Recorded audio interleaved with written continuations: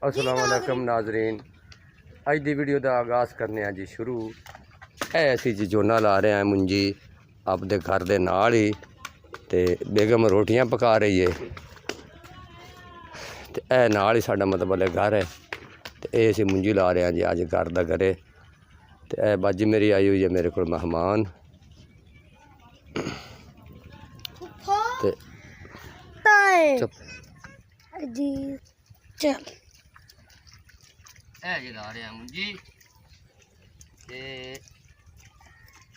इंशाअल्लाह ताला 5-6 बंदे जुड़े सी। असी ये 2 कनाला कम से कम 1.5 घंटे दे विच या घंटे च फिट कर दित्ती।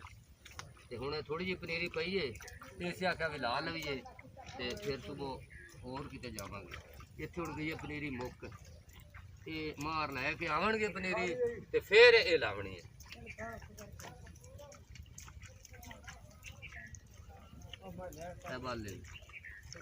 मांदे ले भी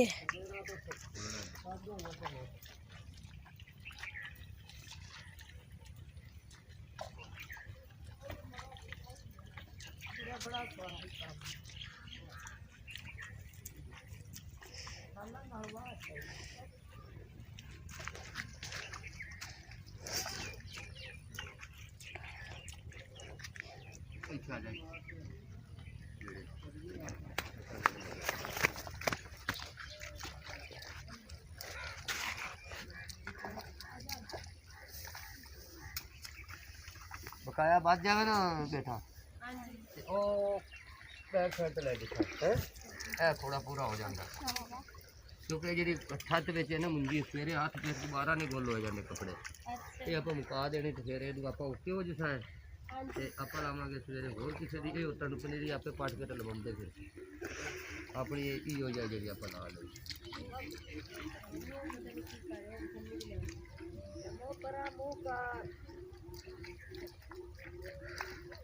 कुछ नहीं आंदा अबू कर दिता। चुप चल अबू। अबू जी सारी ओके होगी। थोड़ा ला लो, थोड़ा लो।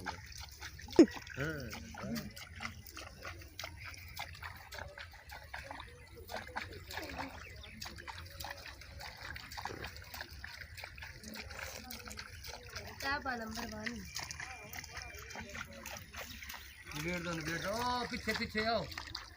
ये थोड़ा ला तब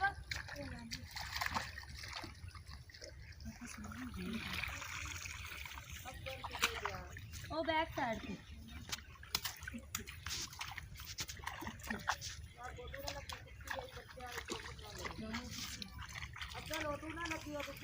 कौन खेमा तेबा जाके हनी के और साबल पीछे अपनी चुप छोड़ देता। अपना कौन है?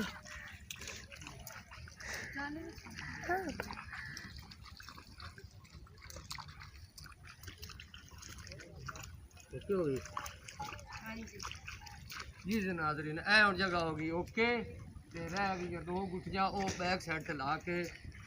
अल्लाह हाफिज़। चल भाई।